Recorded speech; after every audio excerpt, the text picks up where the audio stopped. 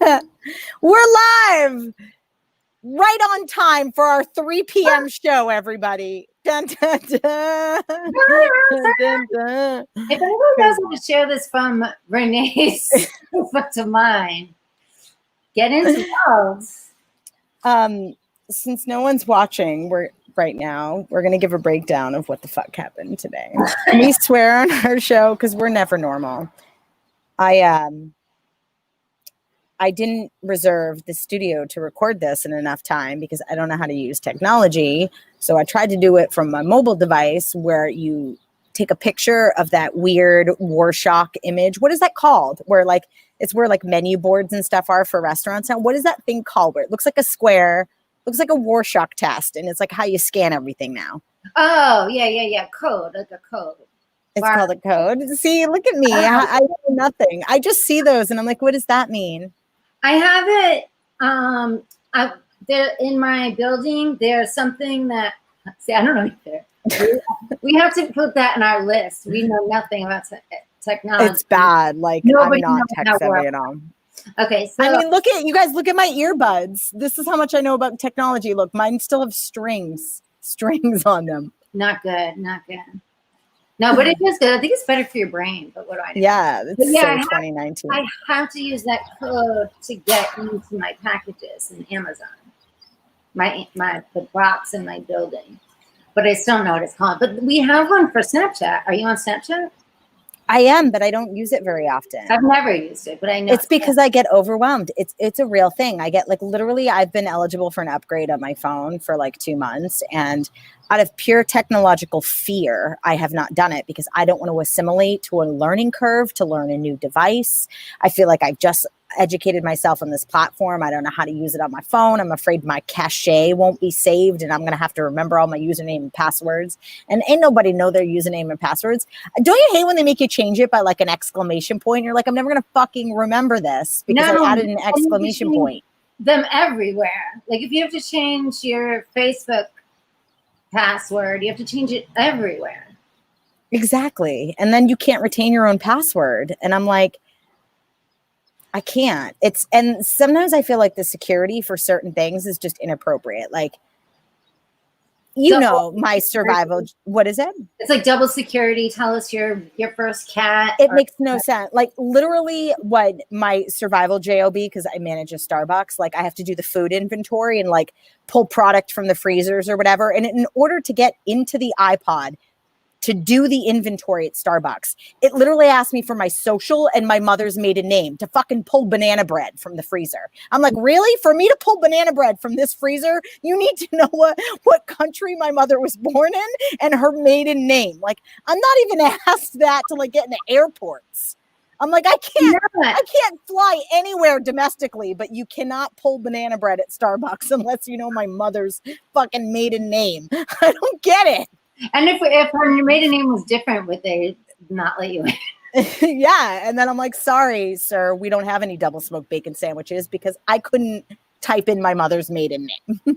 So you're going to have an everything. What if you got amnesia during the...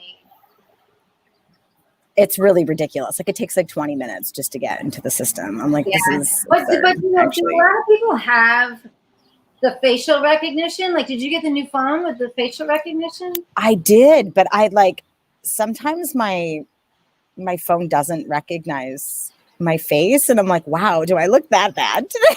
And the mask. Damn. The mask. You have to make it so annoying. So then when you're social distancing, you're now in a restaurant, you're like, I'm sorry, let me just step away on the other side of this little bubble and pull down my face mask so that my phone can recognize my face. And then I get back in a line. I'm like, all of this is obnoxious, which is why I knew I needed to learn those barcodes, because for the first time in a really long time, I went to a restaurant and they have outdoor seating, but because of all of this COVID stuff, they don't want people touching menus, which is sensible to me. This makes sense. So they just have those barcodes on one of the screens that the panels where they're put your phone against this panel and scan this code to get access to the menu. So it comes up on your own phone. Yeah. And I was like, wow. Too. Yeah. And I realized how important it is for me to charge my phone. Even like the entry into my buildings now, like it's keyless entry since this whole coronavirus. Like they put doorknobs on. So like there's this app called Latch. And so like in order for me to get into any door, including like my bedroom, the bathroom, the front gate, the office, the gym, everything, I need this latch code. And the other day, like I forgot my charger when I went to work and my phone died. And I literally was like trapped outside my building because I'm like, I cannot get into my building. I don't know any codes. I don't have any keys. And I was like, did you learn the code? Do you know the code now? I learned I had to memorize the code. Like, what is it? Just kidding. 60448. Here I come. Sandra Voss is saying hi to us. Hi, Sandra Voss. We love you. We want to cut. Sandra Voss. We were hanging out in your car, just thinking about you. Sandra Voss pulled down my face mask and my pants, and my phone still didn't recognize me. Wait, where are you seeing this comment? Why can't I see it? 7 comments. Oh my God, I love it. Hi, Kristen Elias. Oh my God, Kristen Elias. If you're still here, she's my childhood friend, and in full you won. Hi, Sandra. How do I comment on it? Kristen Elias is watching my show. She was one of my best friends growing up, and I totally had a crush on her. Did you know that? When I was in 6th grade, I was in love with you, Kristen. I just said that live on Facebook. That shit you don't tell somebody. I'm still. Well, now you know. Now you know, girl. Here I am at 40 years old, and I just told you I'm over it. And she goes, no, I didn't. Oh. Remember when I accidentally kicked your hamster across the room, Kristen? I didn't mean to do it. It was an accident. It was in one of those spinny wheel balls thing in her room, and then I didn't know the hamster was in the ball, and I kicked the ball across the room. It was not my best moment. My friend accidentally kicked my cat, and then I saw in her. Oh, no. I really want to do that. Kristen's laughing at me. The shit you can say when you're 40. Yeah. Can you believe we're 40? Oh, wait, am I supposed to say that on live TV? I was supposed to hide that. On Kristen? Not anymore. I admit it, a little bit. A little bit. We did go to the prom. You guys went to the prom together? Uh-oh. Either I'm frozen or Renee's frozen. So I'm going to keep talking in case I'm the one that's frozen. But I kind of don't think I am because I'm hooked up to the Wi-Fi and Renee is outside. So Kristen, I say go for it. Like, I don't know where you live, what's happening in your life, but you and Renee look like a match made in heaven. And the fact that she kicked your gerbil or hamster feels like it's like a euphemism or like something in the beginning, like kick my gerbil, like, I don't know. I just think you guys should try it out. Just try it. And Sandra Voss, are you still there? Oh God, it's just me all by myself now. Did I put my lipstick on funny? Hi, Grandma. Okay, so Sandra Voss is an amazing comedian. You got to look her up, everybody. She has a girlfriend, but she will cuddle. And that is all we all ask for, right? I mean, I grew up in a violent household where, not that violent, but violent. Nobody likes a violent household. And alcoholic parents, narcissistic. Listen to me now, hear me later. PTSD, I got PTSD from it. And guess what? No, we kind of all have PTSD, right? Because of our president and because of COVID. So like I was diagnosed, you guys, with ADD and they gave me Adderall for it.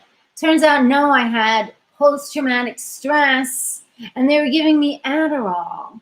That's like giving somebody with schizophrenia acid. Like I should not have been given Adderall. It was just making everything worse. I wonder if I'm the only one on here. Because I don't know, but I'm going to keep talking. I have a show tonight at 7.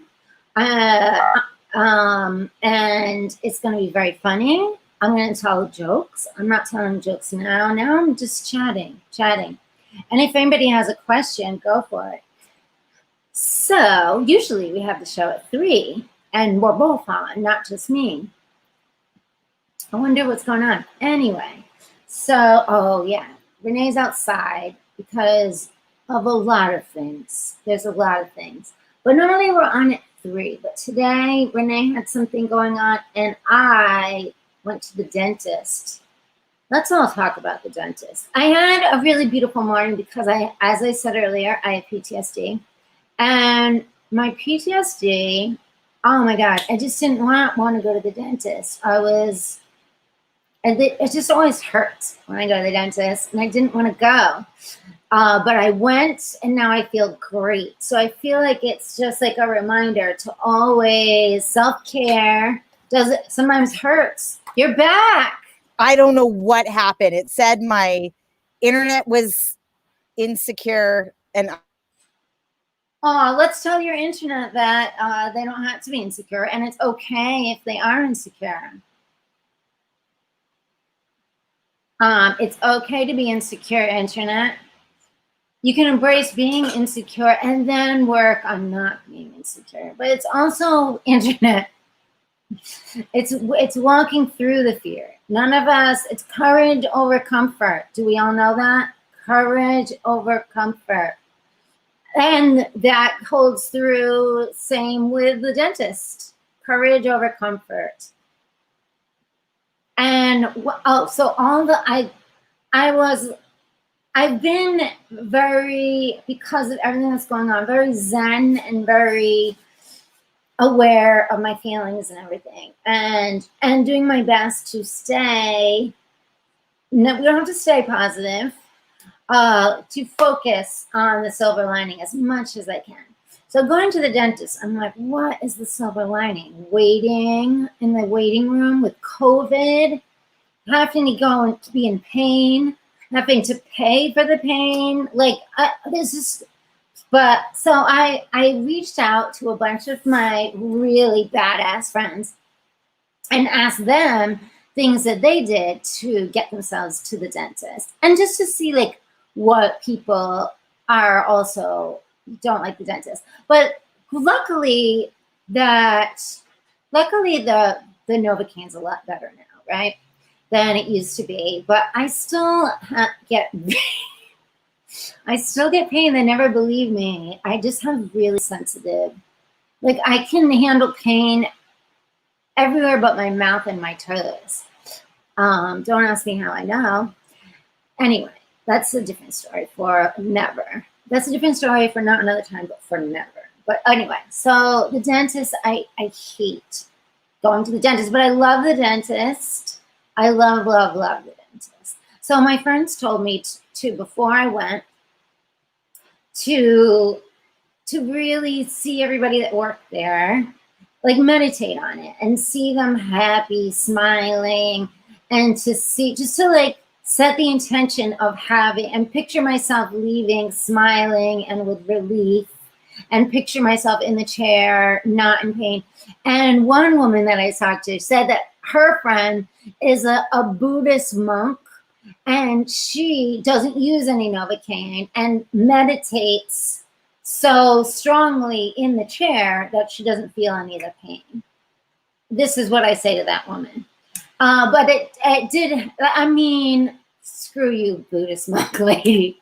I mean, that's impossible. I could never do that, nor do I want to. But I bet there's things that I do that Buddhist monk lady can't do. So there you go, Buddhist monk lady. I'm kidding, kind of. But anyway, but that did help me because I do meditate. I do center myself. I do get myself in attunement with my higher self and whatever. So that helped me so much to get in the chair and meditate and to be in alignment so that the pain was further away, because the pain is just physical. My soul cannot be hurt or destroyed. My soul is energy that can never be destroyed, so, or harmed in any way. So with aligning to that, the pain, it's still there, but it's so far away because I'm in a place where I can't really be affected by pain. So that was really cool. And I wouldn't have known that if it wasn't for the Buddhist monk story. And one day I'll be able to talk about it without doing that, but it made me mad. It made me mad, but it helped me so much. So it's good to see. I even found the silver lining of something that made me mad because it really helped. Because I was like, I meditate. I am, you know, I've been meditating for years. So I never thought to do that. And it was really great. But let's talk about this again when I have to go back to the dentist. I would love to hear anybody else's dentist thoughts. What else other people had? Somebody was like, what if we didn't have dentists? And I was just like, and to be grateful for them. And I am. But this is the thing. I'm very lucky. I've never gone to the dentist and been like, I'm in a lot of pain, relieve this pain, because that would make me want to go to the dentist. I received my pain at the dentist. So I'm very lucky. So this is another way I can think that I'm lucky. But yeah, but I guess that's why I go to the dentist, so that I don't end up in a ton of pain. So I got to look at it that way. Thank you, everybody. I'm really working through some stuff right in front of you because Renee is not here. I bet she's locked out of the house. So Renee and I had fun this week. We went to our friend Eric Wood's house and made some videos, which was really fun. And we played video games. Oh, wait do you see the videos where I think she's coming through and I think she's inside now. So she and I made some videos where we're dancing. It was really fun. And we didn't know Wood had all this stuff. So it was really funny to see the finished stuff that we did and to think that if I was like, hey, yeah, Renee, let's go make videos. Is there a way we can have like strobes, lights, and music, our own music, and smoke? We're gonna need smoke. So it's really funny that we had all that. So you'll get to see it. And definitely we both did headstands. I think she's coming in. Kristen, I wonder if you're still there. Kristen and Sandra. Oh, no, she's gone again. I think it's just me. I wonder if she's trying to text me. No, but guess what else I did, everybody? The best thing ever. Dun, dun, dun. Falconing. I went to Sky Falconry. And you know it used to be called hawking, not falconry. But you have to take a class and do all this stuff and let them peck at your eye. I'm joking about that. It was so fun. I got to have a falcon fly to me a bunch of times. It was really, really cool. And it was a falcon hawk. And it's not that it's been bred a falcon and a hawk. It's really a falcon hawk. So that was really great. It was a beautiful experience to be with Mother Nature in such a real form, you know, like, yeah, holding something dangerous. I'll send you guys the pictures and you're going to love it. So yeah, it was really fun. Sky Falconry. It's right outside of San Diego. And then I also went to lions, tigers, and bears. Oh my God.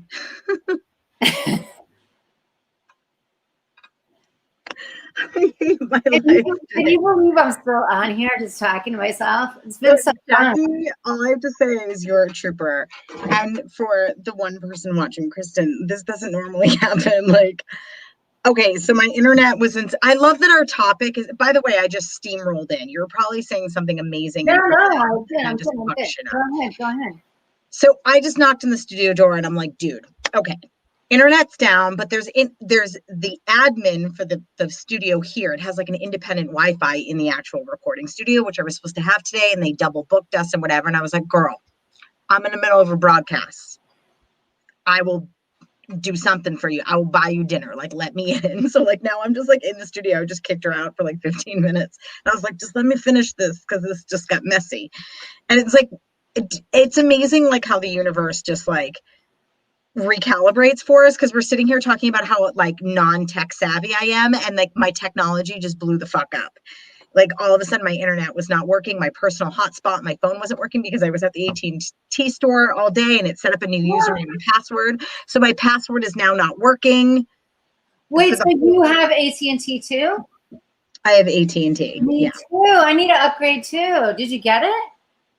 I didn't actually do the upgrade today because I was eligible. So I go all the way there and I'm actually eligible for the upgrade on my iPad, not on my iPhone. So I just got an email that said I was eligible for an upgrade, but like, I don't really need to. I would rather wait because you only get one a year to upgrade for in another few months when I can upgrade my actual phone, because I have that in the palm of my hand. Like my old iPad is fine. Yeah.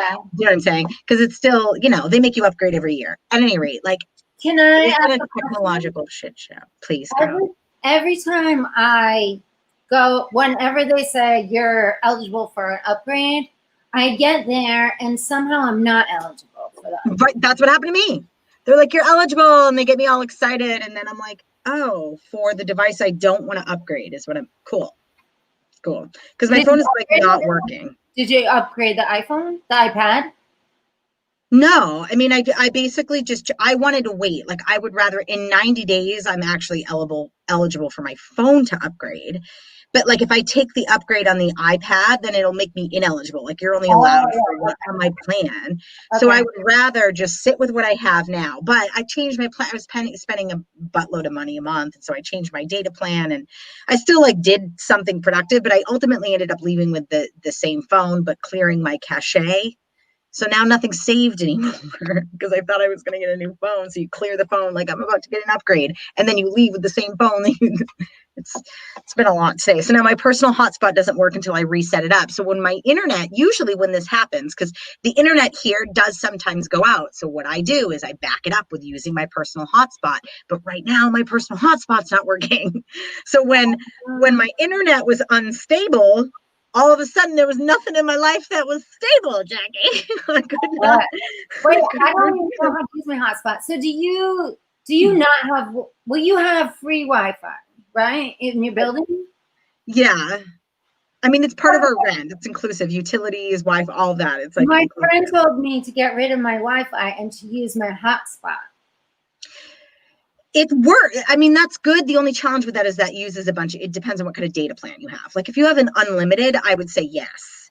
But if you don't, you use all of your cellular data by using your personal hotspot. And it's not as secure. Like if you're at a Starbucks or someplace in public and you're using your personal hotspot, like hackers could get into your personal device. That's why it's better to use external Wi-Fi's, I was told. I don't know. Okay. I don't know if that's true. Correct me if I'm wrong. You knew something. You know what I think is really funny? That when all of this just like exploded, it was when Kristen said that we went to prom, and now I don't think she's here anymore. Is she even here? So you went to prom with her? Yes, but like as friends. But in my head, we were not friends. Do you see what I'm saying? I was in seventh grade. I think that was prom. I don't know. Was it 8th grade prom though? It wasn't high school prom because I wasn't even in Sandwich during high school. I don't know. Sandwich was the town I grew up in. Yeah, like the thing you eat. It's a true story. Jackie, I love you. Enough about me. What do you think about me? Nice bread. The best thing since sliced bread. Did you guys say that a lot in Sandwich? No. But you know what I did say a lot? Because people are like, oh, your town is named after food. And I'm like, actually, no, the food is named after our town. What happened is the Earl of Sandwich came from England, landed in Sandwich, Massachusetts, which was like 2 towns east of Plymouth, because they're like, Plymouth Rock, that shit's already taken. So we'll move here. We'll take this land. And he was like, so the Earl of Sandwich was like, dude, if you take meat and you put them between 2 pieces of bread and throw some lettuce on there, that is a tasty treat. I'm going to call it a sandwich. And he named it after himself. So the food came after the Earl of Sandwich. So really, my town is not named after a food. The food is named after the Earl of Sandwich from England, who named my town. I can't wait to tell people that could care less. I can't. I can't. such like a dumb fact being from I Massachusetts. know, but I can't wait. I love it. That's a great fact. It's kind of a fun fact. Yeah. You know what the other fun thing is about being from Massachusetts? You know how everybody knows how to spell the word Mississippi? Like they would test you like MISSISSIPPI. But like only people from Massachusetts were ever taught to spell the word Massachusetts quickly in elementary school. So like whenever I meet somebody who's like, oh, I'm from Massachusetts, I'm like, really? Spell it. And they're like MASSACHUSETTS. Like you have to be from Massachusetts to like be able to say it really fast. I bet. That's really funny. Can you say it, Jackie? MASSACHUSETTS. I can say Rhode Island. But what's funny to me is like there's barely anybody that's from Rhode Island. That like people know like true. Poppy Champlin, right? Is the person. Went back, and Erin Foley is. But I think Erin was born in New York too. But anyway. The girl I'm dating went to college in Rhode Island. I know, not a lot of it. My dad lived in Tiverton for a little while. Oh, really? Yeah. But so like for me, Boston is so close because I went to Boston so often, and people are always like, "I'm from Boston." I'm like, "Oh, I'm from Rhode Island," thinking they'll be, and they're always like, "It's so different." Like, yeah. But to me, it's the same thing. I used to say that I was from Boston when I was outside of Massachusetts, because I just felt like that was the only thing that people knew from Massachusetts, you know? And I felt like I was rounding up. And I did go to college in Boston. I lived there for many years. So how far was Sandwich from Boston? Like 2 hours, 90 minutes, 2 hours, depending on traffic. So I was closer to Boston. Probably. I was on the Cape, but I'm the most inland town on the Cape. Wow, the Cape is the best. I'm so jealous. So you grew up going to Provincetown. Well, I wasn't allowed to go there because there were gay people. My parents were scared I would get the gay on. Oh, You want to hear another funny story if we have the time? My mother literally believes that Eartha Kitt made me a lesbian in 1980. And do you want to know why? True story. Like she says this with conviction in her voice, but also panic and conviction simultaneously. So when I came out to my mother told me that in 1980, I was born in 1980. My mother was breastfeeding me. And so my dad wanted to go to an Eartha Kitt concert in P-Town. Now, by the way, when people tell me that I'm the only gay person for generations in my family, I'm like, Dad, really? You wanted to see an Eartha Kitt concert in 1980? I feel like I may not be the only gay one in my family. My father, who's not remarried. It's fine. It's fine, Dad. It's fine, Dad. But whatever. So in 1980, my dad wants to go to this concert, and my mother's like, well, I'm breastfeeding Renee. I'm not like, she didn't believe in like transferring breast milk to bottles, whatever. So they take me but I'm like 4 months old. Right. And so they take me to this concert in B-Town, and these cute gay boys who are all of Eartha Kitt's dancers, they were at like a table where my dad was getting an autograph signed. And of course they were doting over me because I'm 4 months old. They're like, oh my God, she's so cute. We want to hold her. And my mother very apprehensively like hands me over. And so Eartha Kitt, there's a picture of me and Eartha Kitt in 1980, but I'm 4 months old. Like, so I've met Eartha Kitt, but not really because I was 4 months old. And all these gay boys are like passing me along. And so my mother tells me the story. She's like, I remember that day.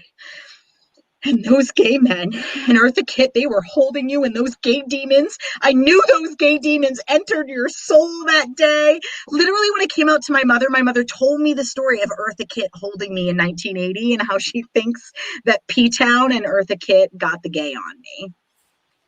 Are you like, you're like, A, that's not true. B, thank you, Eartha Kitt. And then, like, I don't understand parents not wanting their children to be gay. Like if I had a daughter, I would be like, please let it be gay. But right? That's because but like people that are 10 years older than us are like, no, because they grew up with like being really like you don't want to be gay. But for us, it was like cool, like for never normal. Like you and I didn't want to be like everybody else. But because we weren't like as tortured as everybody else. But having your mom say gay demons, that's kind of torture. And my mom put a picture of my ex-wife and I in a frame that had shutters on it. So when people came over, she could shut the shutters. Oh my God. When I did the reading for my sister's wedding in a Catholic church, because I was gay and I was reading from Romans 8, it was like the marriage thing that's in Romans 8:2. in the Bible, but I was asked because I was one of the bridesmaids and my sister's sister. So I read this passage and they very discreetly turned the crucifix of Jesus around during my reading because I was gay and I was on the altar. They're like, with this queer person on the altar, we got to make sure we turn Jesus around. And I was like, wait. When I turned back around, I was like, did you just turn Jesus around? Unbelievable. Unbelievable. Sweeter than probably all those people combined. My mother is ridiculous about Jesus with the whole Jesus, you don't know Jesus, you don't know. My mom would tell me Jesus was definitely gay. Jesus hung out with Mary Magdalene. Like, come on. He hung out with like lepers and crooks and was like, I mean, my mother doesn't even make sense. Like he was like a Middle East, he was a like anti-slut shaming, community organizing Middle Eastern Jew. That's what Jesus was. Yeah. Like, who never spoke English, you know what I mean? Like he didn't, all of this stuff where my mom's like, you don't even know who Jesus is. I'm like, you know what? I'm pretty sure. Yeah, you don't know who Jesus was. Like, there's nothing, Jesus never said, he was never anti-gay, but you know, he was anti-wealth, he was anti, he was anti people using God for obtaining wealth. Yeah, he was like, and that's what all religions are. All religions are using God to gain some money, because we don't need anything outside of just a belief. That's all we need. That's it. Truth. And people want us to like spend money, but I mean, everybody. If people get there, that's all that matters. How they get there.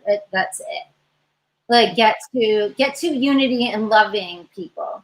But this is what I wrote to my. Can I read you what I wrote to my mother last time she told me about Jesus? Yeah. And I do have to admit, I pulled some of this off the internet, but I did put it together in a very concise monologue.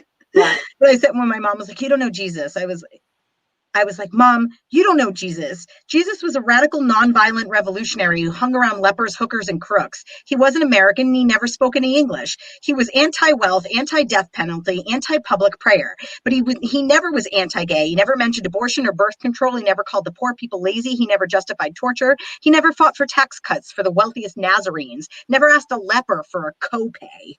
He was a long-haired, brown-skinned, homeless, community organizing, anti-slut-shaming Middle Eastern Jew. I love it. That's what I sent to my mother when she was like, "You don't know Jesus." I love it. I love it. Will you post it? Will you post it with the recording for people to see it? Totally. It's really awesome. I want it too. But I had to do research. Like I looked stuff up and I was like, ooh, he was a community organizing, whatever. So like, I didn't just know this shit off the top of my head. I can't sit here and say like my mom upset me and I just rattled off this monologue. Like I had to figure it out. Wrap it. Let's wrap it and turn it into a song. Okay, I'm down. I'm down. Thank God for like Instagram and social media. Sometimes it can serve you. Remember we were talking about this the other day, how comedians are like, we're not necessarily saying original shit. We're just capturing stuff that has already been said. Like I compiled all of these things from like left-wing people and right-wing people and like their comments on Jesus. And it's like, I cut and pasted it and created my own monologue, but like none of it's necessarily an original thought, you know? And I'm like, that's what we do, is like we're the captures of the thoughts that people are already having about stuff. Hi, Murray. Murray's one of my community mates. He's really amazing. Murray Allen Keller the third. Are you related to Helen? Am I? No, Jack, no, Murray related to Helen Keller. Murray, are you related to Helen Keller? How cool would that be? He said, yeah, no. We're going live a little bit longer than 30 minutes today, guys, because by the way, I disappeared for like 14 minutes because my internet was unstable. I was also unstable. I'm going to be honest, but my internet was also unstable. I was pretty grounded. He said, nope, he wishes. That would be super cool. Murray, we love you just the way you are. That would be dope. Helen Keller, when I read the stuff that Helen Keller did, I'm like, how? Like, how did she read by like just holding someone's hand? This is why, like, when I start to think like I can't go. So she has like amazing quotes. Like she like was way ahead of her time and with no sight or hearing. Totally. You are always unstable. One of the reasons I love you so much. See, Ah, people love me for my crazy. yeah. I appreciate that. Not to get all sentimental, but you want to know the most amazing comment about my crazy that I ever got in my entire lifetime? I can't wait. Okay, here it comes. So like last Christmas, my family and I were all together, and I have a sister who is a lawyer. She's a contract lawyer. I have a sister who's a nurse. She's like a labor and delivery nurse. I have a sister who's a teacher. And so here we are, like whenever it's like a Christmas, like something always comes up where their services are needed, right? So somebody is seeking legal advice and somebody hurts themselves and Nina fixes them because she's a nurse, and somebody needs has a question where they need to learn a lesson, and Amanda teaches them because she's a school teacher, right? And I had this moment where I'm like sitting in my kitchen and I was like, anybody need a joke? Anybody need any comedy? I don't know really how I can be of service to the family right now. And I was like, I felt like super fucking useless. Like I have nothing to offer anybody ever with my skill set, And my brother-in-law, love my brother-in-law. He's like off in the corner and people are making fun of me. And the rest of my family members are like, that's true. What are we gonna, no one really needs comedy. No one really. And I'm sitting here feeling like totally deflated, but like trying to hold my own. And Tomas comes out of the blue and he's like, Renee, you know what you bring to the family? You bring the magic.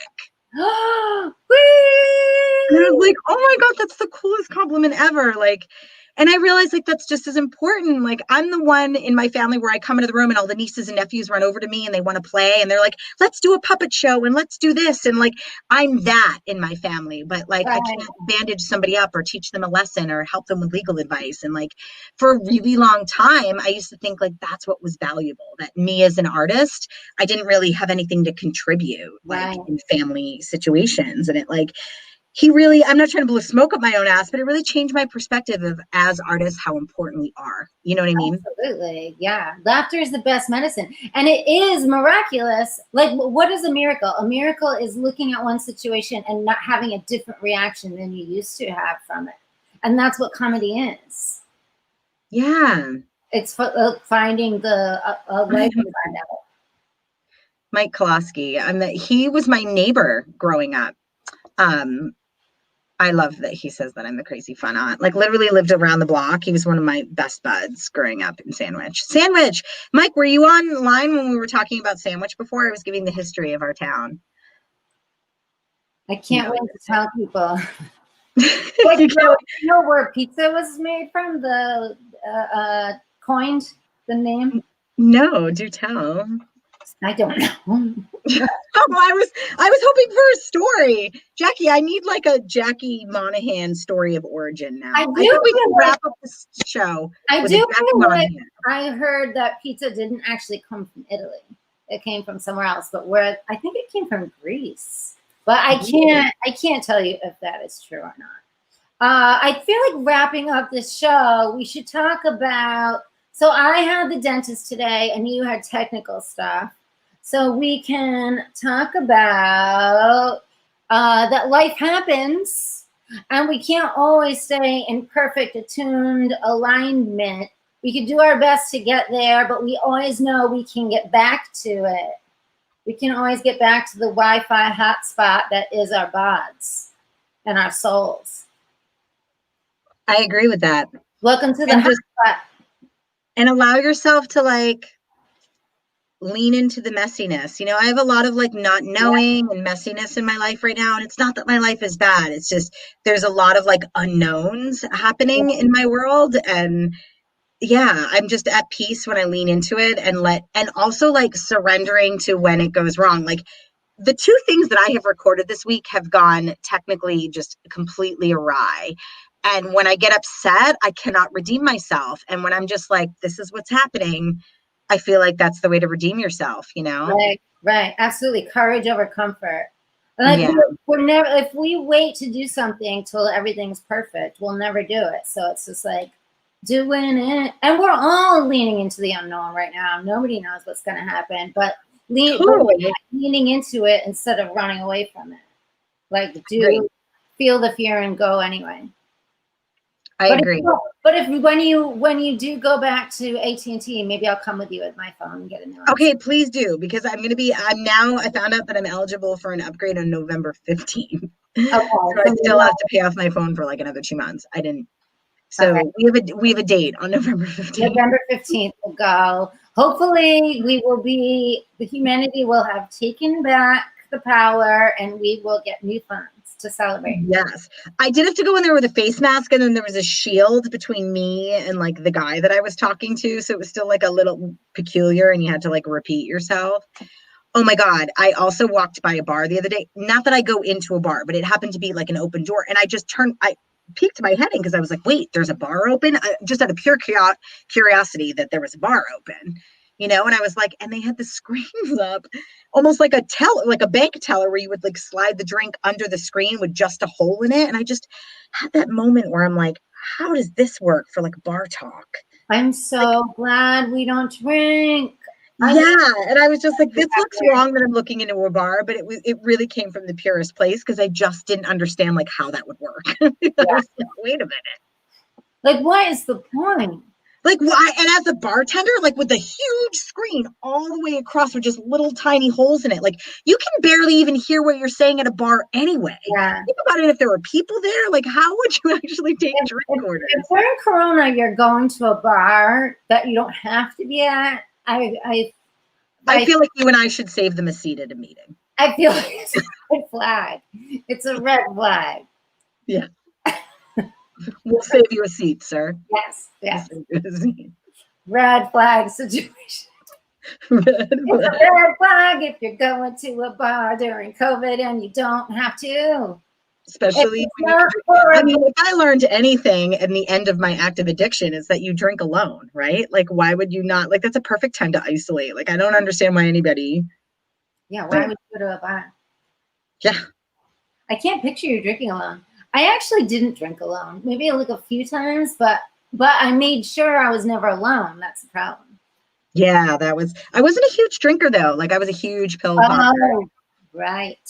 I was the one that lied. I was the one that would like take a bunch of pills and snort a bunch of blow and then go out to the bar and be the designated driver because no one would see me drink the whole night. And they'd be like, Renee's fine. She hasn't had a drink all night. But I was like high off my ass on other things, like just putting on this game face that I was like more elevated than other people. When really I was just loaded on things you didn't know about. Wow. Yeah. It was sick. I ran marathons with cocaine in my electrolyte mix. But now we're fine. Now we're fine. And I've been sober for 7 years. We're high on life. I'm half sober of your sobriety, 3.5 years. That's awesome. Yeah. Well, you can't have 7 years unless you have 3.5 first. Yes. It goes by so fast. I know. I never thought I'd have 7. Like, it's all weird. Yeah. I love where I am so much better than where I was at 1 year. But 1 year was so fun, counting the days. Like, that was so fun. And now, like 90 days, think about like 90 days. So like, it'll just go by and you don't even notice it. And remember, like the first 90 days, you were like, wow. Yeah. Yeah. It was amazing. And I found out why. Because, and the same thing with high school, why high school goes by so slow, or 4 years here is like that. But it's because you have less time. Because when you're 3, 6 is closer than when you're 1. 6 is further away. Does that make sense? Yeah. Yeah. Where I always thought time just went faster when you got older. It kind of does sometimes. Yeah. Some days I'm like, wait, what? Yeah. Yeah. Anyway, I love you. I love you too. This has been a really fun show today. Yeah. And guys that are Mike and Murray and Kristen, if you guys are still here, if you have any feedback for us, as long as it's not technologically related, because I didn't mean it, we would love opinions on the show. But if you want to give us technological advice, not criticism, we will.